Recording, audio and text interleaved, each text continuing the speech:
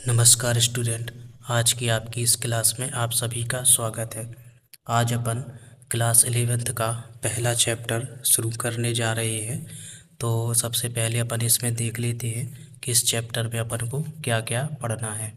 तो इस चैप्टर के जो मुख्य बिंदु हैं वो कुछ इस प्रकार रहने वाले हैं, जो कि यहाँ पे लिखे हुए हैं सभी। ठीक है, तो सबसे पहले अपन रसायन विज्ञान के बारे में जान लेते हैं कि रसायन विज्ञान होता क्या है। तो एक साइंटिस्ट है, ठीक है ना, तो उन साइंटिस्ट ने जिनका नाम है रोवाल्ड हॉफमैन, तो इन्होंने बताया है ना, रसायन विज्ञान अणुओं और उनकी है ना रूपांतरण का विज्ञान होता है। क्या होता है रसायन विज्ञान? क्या है? ये अणुओं और उनकी रूपांतरण का विज्ञान होता है। और यह न केवल एक तत्वों को, यानी कि ये क्या बताता है, ये ना तो केवल एक तत्वों मतलब 100 तत्वों का विज्ञान है, अपितु उनसे निर्मित होने वाले असंख्य प्रकार के अणुओं का भी विज्ञान है ये। ठीक है, तो ये रोवाल्ड हॉफमैन एक है ना वैज्ञानिक है जिन्होंने क्या है रसायन विज्ञान को परिभाषित किया है। इसके बाद अब इस पे कुछ उद्देश्य के रूप में अपने कुछ पॉइंट है जिनके बारे में अपन को पढ़ना है। तो यहाँ पे कुछ है ना पॉइंट दिए गए हैं, जैसे कि रसायन विज्ञान। सबसे पहला इसमें जो पॉइंट है वो दिया गया है कि रसायन विज्ञान में भारत का क्या योगदान रहा। ठीक है ना, तो उसके बारे में अपन जानेंगे। इसके अलावा जो जीवन के जो विभिन्न क्षेत्र हैं, ठीक है ना, तो उनमें क्या रसायन विज्ञान का क्या महत्व रहा, उसके बारे में भी अपन देखेंगे इसमें। इसके बाद अपन को द्रव्य की अवस्थाएं पढ़ना है। ठीक है ना, तो जो पदार्थ या जो द्रव्य होते हैं है ना, तो उनकी अवस्थाओं को दो प्रकार से डिवाइड कर सकते हैं अपन। एक कर सकते हैं भौतिक आधार पर। ठीक है, तो भौतिक आधार पर जो द्रव्य की तीन अवस्थाएं होती हैं जिनको अपन ठोस, द्रव और गैस कहते हैं। ठीक है, तो उसके बारे में भी अपन इसमें पढ़ेंगे।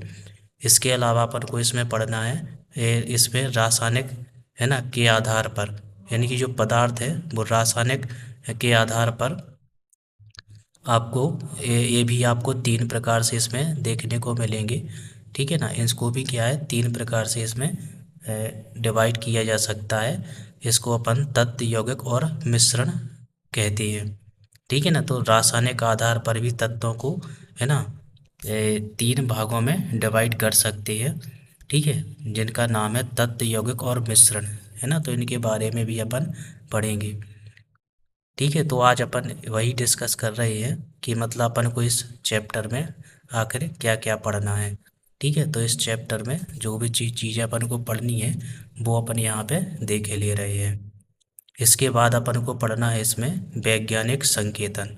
ठीक है, तो वैज्ञानिक संकेतन क्या होते हैं, तो इनके बारे में भी अपन पढ़ेंगे। ठीक है ना, तो अभी फिलहाल अपन केवल इसके पॉइंट बस देखे ले रहे हैं। ठीक है, इसके बाद अपन जो वैज्ञानिक संकेतन है उसका पूरा डिटेल से अपन पढ़ेंगे, इसको अपन को कैसे लिखना है और ये वैज्ञानिक संकेतन होते क्या है। इसके बाद अपन को सार्थक अंक भी पढ़ना है।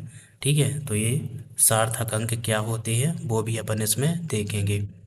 इसके बाद अगला इसमें जो पॉइंट है परिशुद्धता और यथार्थता में भिन्नता स्पष्ट करना है। जो परिशुद्धता क्या होती है और यथार्थता क्या होती है इसके बारे में भी अपन देखेंगे। इसके अलावा इसमें कुछ भौतिक राशियां भी हैं।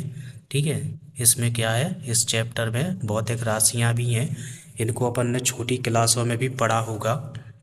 ठीक है ना, तो ये एसआई आधार पर जो मात्रक होते हैं, ठीक है, इनकी जो भौतिक राशियां होती हैं, ठीक है, इनके बारे में भी अपन देखेंगे। इसके अलावा इनका रूपांतरण भी देखेंगे अपन कि एक प्रणाली से उसको दूसरी प्रणाली में कैसे चेंज किया जा सकता है। इसके बाद अगला जो टॉपिक रहेगा इस पे ये रहेगा रासायनिक संयोजन के नियम। ठीक है, तो 5 प्रकार के रासायनिक संयोजन के नियम हैं, तो वो भी अपन क्रम बाई क्रम है ना एग्जाम्पल के सहित देखेंगे। इसके बाद इसमें आना है आपका परमाणु द्रव्यमान। ठीक है, औसत परमाणु द्रव्यमान और अणु द्रव्यमान, सूत्र द्रव्यमान, ये आप लोगों ने शायद है ना क्लास 9वीं में भी ये सारी चीज़ें आपने पढ़ी होंगी। इसके अलावा क्लास 9th में है ना रासायनिक संयोजन के 2 नियम दिए गए हैं। ठीक है ना, उसके बारे में भी आपने पढ़ा होगा। लेकिन अब अपन को 11th की क्लास है तो इसमें अपन को सभी प्रकार यानी कि पांचों प्रकार के नियम अपन को पढ़ना है। ठीक है, इसके बाद एक इम्पोर्टेंट टॉपिक आता है फिर, है ना, जिसको अपन मोल और मोलर द्रव्यमान कहते हैं। ठीक है। तो अब फिर इसके बाद अपन क्या पढ़ेंगे, मोल संकल्पना पढ़ेंगे, मोल क्या होती है। ठीक है, तो इसके बारे में, इसके अलावा मोलर द्रव्यमान अपन कैसे निकाल सकते हैं उसके बारे में भी अपन देखेंगे। इसके बाद फिर अपन देखेंगे किसी यौगिक के संघटक तत्वों का द्रव्यमान प्रतिशतता परिकलित कैसे करना है। ठीक है, तो उसके बारे में भी अपन इसमें देखेंगे। इसके बाद है फिर दिए गए प्राय आंकड़ों से किसी यौगिक के लिए मूलानुपाती सूत्र, यानी कि मूलानुपाती सूत्र के बारे में पढ़ेंगे, और उसका जो अणु सूत्र है वो अपन कैसे निर्धारित कर सकते हैं उसके बारे में पढ़ेंगे। और इसके बाद आएगी अब स्टोइकियोमेट्री गणना है। ठीक है, तो स्टोइकियोमेट्री क्या होती है उसके बारे में भी अपन देखेंगे। ठीक है, तो ये कुछ इसके टॉपिक थे जिसमें अपन को इसके बारे में पढ़ना है। अब अपन थोड़ा बहुत रासायनिक विज्ञान के बारे में, है ना, जान लेते हैं कि रसायन विज्ञान क्या होती है। वैसे तो आप सब जानते होंगे कि रसायन विज्ञान, है ना, अपने चारों ओर, ठीक है जितनी भी चीज़ें आप इस्तेमाल कर सकते हैं सुबह से लेकर शाम तक, वो सारी की सारी ही क्या है, आपकी रसायन विज्ञान के अंतर्गत आती हैं। ठीक है ना, वो सारी की सारी क्या है, आपकी रसायन विज्ञान के अंतर्गत आती हैं। अब रसायन विज्ञान का जो विकास है वो कैसे हुआ है ना, तो इसके बारे में दिया गया है, इसमें लिखा हुआ है कि रसायन विज्ञान का जो विकास है वो किस तरीके से हुआ है। ठीक है, तो जो रसायन विज्ञान है बहुत पुराना, इसका जो इतिहास है ना, जैसा कि हम समझते हैं कि इसका जो इतिहास है ये क्या है, बहुत पुराना, मतलब ज़्यादा पुराना नहीं है। ठीक है, रसायन का जो अध्ययन है केवल इसके ज्ञान नहीं, मतलब इसके रोचक, है ना, खोज के कारण भी उभरा हुआ है। ठीक है ना, तो इसके बाद इसमें अपन को पत्थर, पारस पत्थर है जो लोहे और तांबे जैसी धातुओं को सोने में बदल सकता है। ठीक है, तो इसके बारे में इसमें ये लिखा हुआ है ना, अमृत, जिससे अमृत प्राप्त हो जाए। ठीक है ना, तो ये सब क्या है, आपकी रसायन विज्ञान के अंतर्गत ये चीज़ें सब आती हैं। ठीक है, इसके बाद है पुरातन भारत में भी, है ना, जो पुरातन भारत है अपना, में लोगों को आधुनिक विज्ञान, जो आपका पुरातन भारत है ना, उसमें क्या है, लोगों को आधुनिक विज्ञान से उभरने से बहुत पहले अनेकों वैज्ञानिक तत्वों की जानकारी थी। वह उसे ज्ञान का उपयोग जीवन के, है ना, विभिन्न क्षेत्रों में करते थे। जो रसायन विज्ञान है उसका विकास है ये मुख्यतः 1300 से 1600 CE, ठीक है ना, या इसको ईसा पूर्व जो कीमियागर थे, ठीक है ना, उन्होंने इसका किया था, या इनको एल्केमी भी कहते हैं अपन। ठीक है ना, ये कीमिया, है ना, कीमियागरों ने किया था, औषध रसायन के रूप में किया था इन्होंने, है ना, औषधियों की, है ना, रसायन के रूप में इसका विकास किया था उन्होंने। और आधुनिक रसायन ने 18वीं शताब्दी में यूरोप में कुछ एल्केमी परंपराओं के पश्चात आकार प्रदान, ठीक है ना, आकार प्राप्त हुई, यूरोप में अरबों द्वारा लाई गई थी ये। ठीक है ना, तो इस तरीके से इसका जो विकास है रसायन विज्ञान का, ये अपन ने देखा इसमें। इसके अलावा इसमें और भी चीज़ें हैं इसमें, है ना, तो इसके अलावा इसमें चूना के बारे में भी, है ना, चूना पत्थर, ये सब मोहिंजोदड़ो है, ग्लेज किए हुए मिट्टी के बर्तनों का अवशेष प्राप्त हुए, है ना, जो निर्माण कार्य हुआ था उस समय। ठीक है, तो उस समय पे क्या है, जिसमें क्या है, सीमेंट का उपयोग, यानी कि उस समय पे भी क्या है, सीमेंट का उपयोग किया गया था। इसके अलावा जिसमें चूना, रेत और सूक्ष्म मात्रा में कैल्शियम, है ना, कार्बोनेट मिलाया गया था। ठीक है ना, तो जो सीमेंट है वो इनके द्वारा इसमें बनाया गया था। इसके अलावा जो पुरानी परंपरा है, या मान के चलो पुराना जो समय है पहले का, है ना, तो उस समय पे भी क्या है, इनको, है ना, कुछ चीज़ों का है, मतलब अधिकांश चीज़ों का ज्ञान था, जैसे वह सीसा, चांदी, सोना और तांबा जैसी धातुओं को पिघलाकर, है ना, फोर्जन द्वारा विभिन्न प्रकार की वस्तुएं क्या है, वो बना बना बना सकते थे। है ना, वह टिन और आर्सेनिक मिलाकर, है ना, शिल्प बनाने के लिए, है ना, तांबे को कठोरता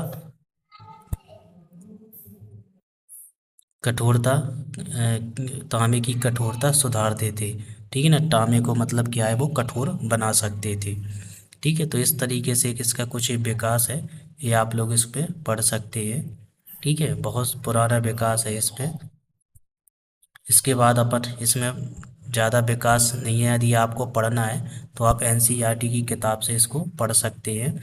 ठीक है, अपन को अभी इसमें पढ़ना है रसायन विज्ञान का महत्व, है ना। तो अपने दैनिक जीवन में, है ना, रसायन विज्ञान का क्या महत्व है तो उसके बारे में अपन यहाँ पे देखेंगे, है ना। तो विज्ञान में रसायन विज्ञान की महत्वपूर्ण भूमिका है ना, जो प्रायः क्या है, विज्ञान की अन्य शाखाओं के साथ अभिन्न रूप से जुड़ी हुई है।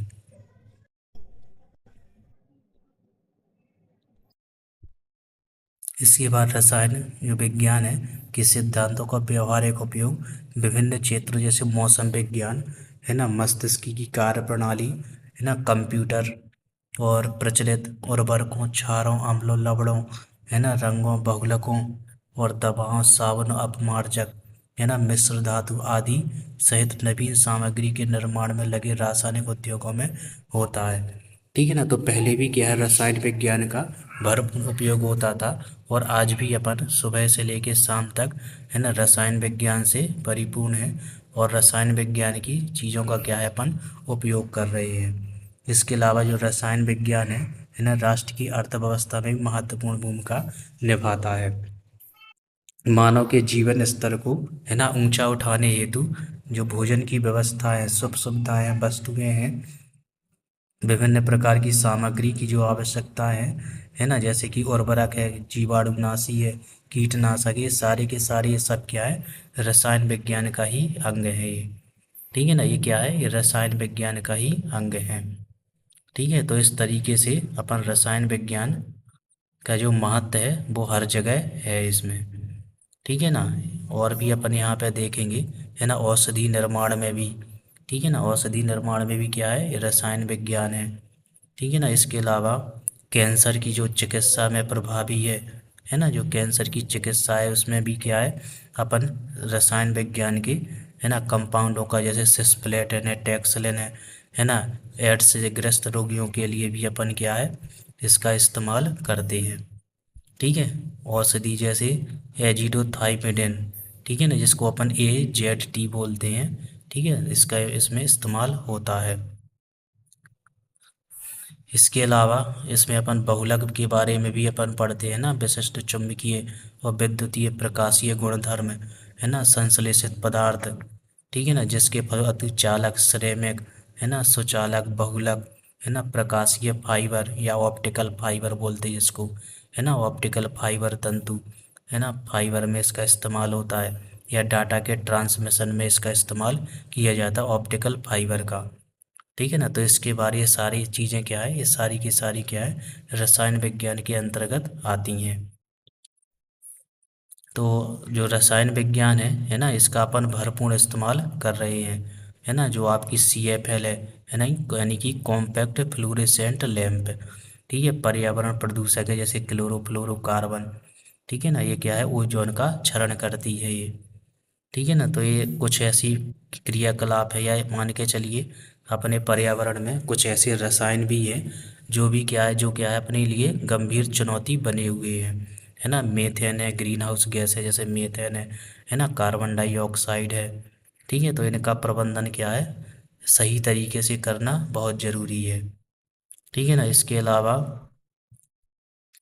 इसमें, है ना, विभिन्न प्रकार की ऐसी चुनौती करने के लिए हमारे देश में अन्य, है ना, विकासशील देशों को मेधावी एवं, है ना, सृजनात्मक रसायनविदों की आवश्यकता है। मतलब ऐसे रसायन शास्त्रों की अपन को ज़रूरत है जो कि क्या है, इनका अच्छे तरीके से उपयोग कर सके और जो हानिकारक चीज़ें उनका कम से कम उपयोग हो या ना हो।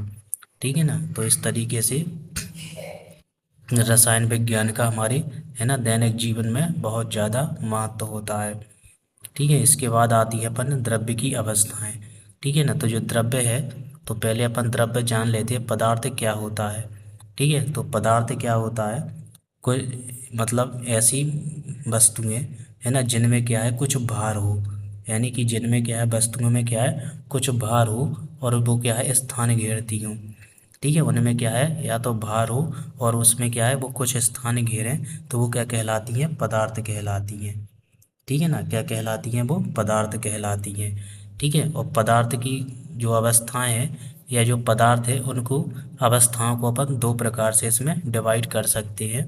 ठीक है, एक तो है भौतिक आधार पे, ठीक है ना, भौतिक आधार पे, है ना। तो पदार्थ की अवस्थाओं को अपन पहले भौतिक आधार पे, है ना, दिखा सकते हैं। तो इसमें आपकी आती हैं ठोस, है ना, द्रव और गैस।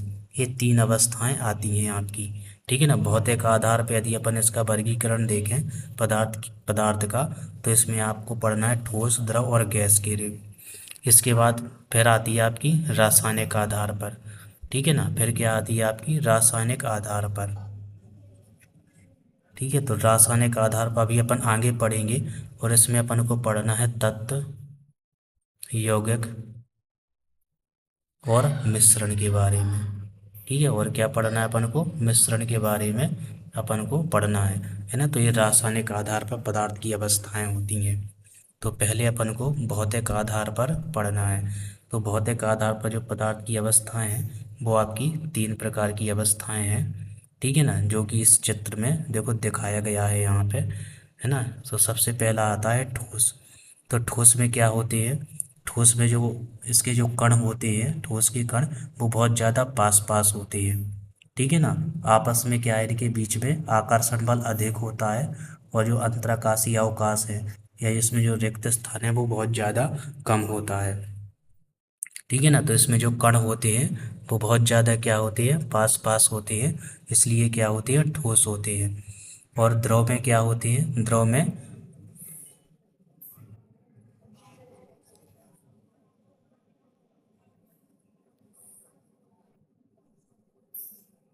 द्रव में क्या होते हैं, जो द्रव में है इसमें जो पदार्थ के कण होते हैं वो थोड़ी दूर दूर होते हैं ठोस की अपेक्षा। ठीक है ना, इसमें क्या है, जो कण होते हैं वो बहुत ज़्यादा दूर दूर होते हैं ठोस की अपेक्षा, है ना। तो इसमें क्या होता है, ये द्रव होते हैं। ठीक है, और इसके अलावा जो ठोस है, तो ठोस का जो आकार और जो आयतन होता है वो निश्चित होता है। ठीक है ना, लेकिन ये द्रव होते हैं तो द्रव का क्या है, आयतन तो निश्चित होता है लेकिन इनका आकार निश्चित नहीं होता। जैसे कि पानी है, ठीक है ना, जैसे कि क्या है, पानी है, जैसे कि पानी है, ठीक है ना। तो पानी को क्या करेंगे अपन,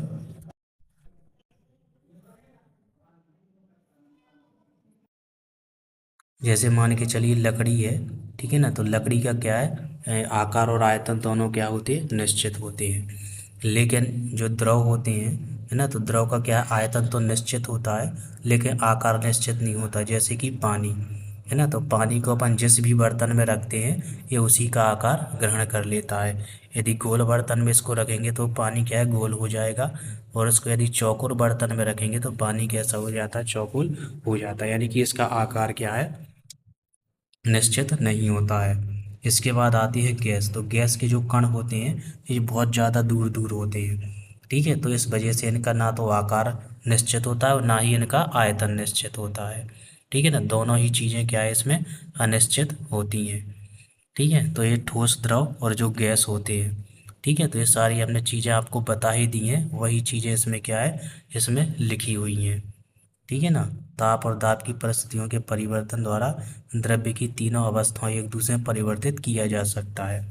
ठीक है, तो इसमें बताया गया है कि जो पदार्थ की जो अवस्थाएं हैं उनको तीनों रूपों में अपन बदल सकते हैं ताप और दाब के द्वारा। जैसे कि उदाहरण के तौर पर पानी है, ठीक है ना, तो पानी क्या है, अभी ये द्रव है। ठीक है, द्रव है, इसको यदि अपन गर्म कर दें, पानी को क्या है, अपन गर्म कर दें, है ना, तो ये क्या हो जाएगा, ये भाप मतलब गैस के रूप में आ जाएगा ये। ठीक है ना, गैस बन जाता है, यानी कि भाप बन जाएगा ये। ठीक है, जब ये भाप ठंडी होगी तो पानी आ जाएगा, और इस पानी को यदि अपन ठंडा कर दें, ठीक है ना, इसका टेम्परेचर इसको कम कर दें यानी कि इसको ठंडा कर दें, तो क्या है, ये बर्फ़ बन जाता है। ठीक है ना, ये क्या बन जाएगा, बर्फ़ बन जाएगा, यानी कि ठोस हो जाएगा ये। ठीक है, तो ये बर्फ़ क्या है, ठोस हो गई। ठीक है ना, और बर्फ़ को क्या है, यदि अपन गर्माहट देंगे, गर्मी देंगे, तो ये क्या है, पानी बन जाता है ना, ये द्रव अवस्था हो गई। अब इस पानी को यदि अपन गर्म कर दें, है ना, तो गर्म करने पर ये क्या है, भाप बन जाता है, भाप। ठीक है ना, ये क्या बन जाता है, भाप बन जाता है। और भाप बनने से क्या हो जाएगा, यानी कि गैस अवस्था में आ जाता है ना। तो इस तरीके से अपन पानी की जो अवस्था है वो अपन बदल सकते हैं, यानी कि ठोस में भी पानी को प्राप्त कर सकते हैं, द्रव के रूप में भी और गैस के रूप में भी। ठीक है, इस तरीके से अपन तीनों रूप में इसको प्राप्त कर सकते हैं। ठोस में क्या हो जाएगा, बर्फ हो जाता है, द्रव में रहेगा पानी यानी कि जल, और गैस में क्या हो जाती है, भाप हो जाती है। ठीक है, तो इसकी तीनों अवस्थाएं प्राप्त कर सकते हैं। तो इसमें वही चीज़ लिखी है कि ताप और दाब को यदि अपन बढ़ा दें या उसमें परिवर्तन कर दें, परिस्थितियाँ चेंज कर दें, तो है ना पदार्थ की अवस्थाओं को बदला जा सकता है। ठीक है, इस तरीके से देखो यहाँ पे दिखाया भी गया है ये। ठीक है, यहाँ पे ये दिखाया भी गया है, जैसा कि मैंने पहले ही आपको चित्र के द्वारा बता दिया है, मतलब लिख करके बता दिया है, इसमें भी वही बताया गया है। ठीक है, तो आज की क्लास में बस इतना ही। ठीक है ना, अगली क्लास में अपन और इसके आगे के जो टॉपिक हैं उसके बारे में अपन पढ़ेंगे। तो आज की क्लास में आपके लिए इतना ही। नमस्कार।